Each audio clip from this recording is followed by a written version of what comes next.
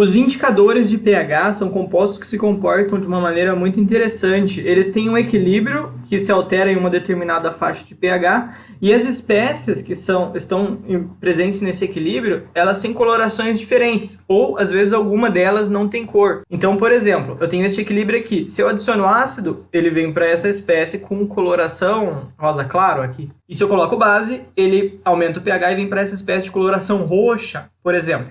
E nós encontramos esses indicadores de duas formas, né? Ou eles podem vir em soluções, geralmente em soluções emprega-se mais em análises de laboratório. E através do corante impregnado no papel, aí são indicadores em papel, são as famosas fitinhas de pH. Aí são usadas para análises que não precisam de uma qualidade tão grande, ou, por exemplo, medir pH de piscina, ou fazer uma medição sem muita exigência de controle de qualidade, porque isso daqui não é muito confiável igual ele é em solução. Certo? Então, assim que funcionam os indicadores de pH. Aqui nós temos uma tabela que mostra alguns dos principais indicadores, ó, de faixas desde 0 até 12.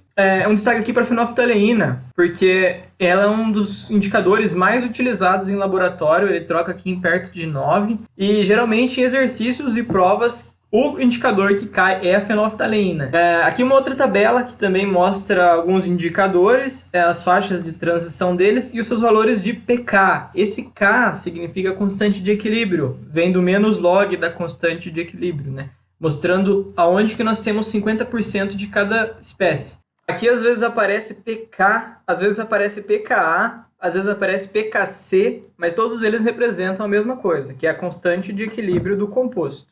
Então aqui a fenolftaleína, por exemplo, 9.4, né? Ela tem cor incolor pH ácido e rosa em pH básico. Rosa, vocês vão ver carmim, roxo, então um monte de cores aí, tá? Mas vai do olho da pessoa, né? Mas em geral a gente consegue se entender. Olha que legal o azul de timol, ele apresenta dois equilíbrios, um em pH 1.6 e um em pH 8.9. Então ele pode ser usado como indicador para essas duas faixas de pH, por exemplo. Vamos falar sobre a fenolftaleína. Ela tem essa estrutura aqui em pH abaixo de 9 e essa estrutura aqui em pH acima de 10. Olha que legal. Aqui nós temos uma solução de fenolftaleína e está sendo adicionado hidróxido de sódio aqui, e está mudando a coloração conforme a reação vai acontecendo. E ela é bem rápida.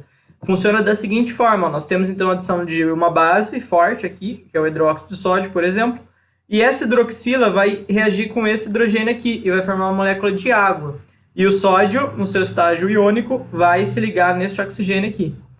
Certo? Então aqui nós temos uma troca de cor aqui, quando isso acontece em uma faixa de pH próximo a 9. Olha o valor da constante ácida da fenolftaleína, 4 vezes 10 a menos 10. Se eu fizer o valor de pKa dele, né, menos log disso daí, vai me dar 9,4. Ou seja, em pH 9,4, eu tenho 50% da espécie incolor e 50% da espécie roxa. Se eu for abaixando o pH, começa a prevalecer essa espécie aqui. Se eu for aumentando o pH, prevalece esta.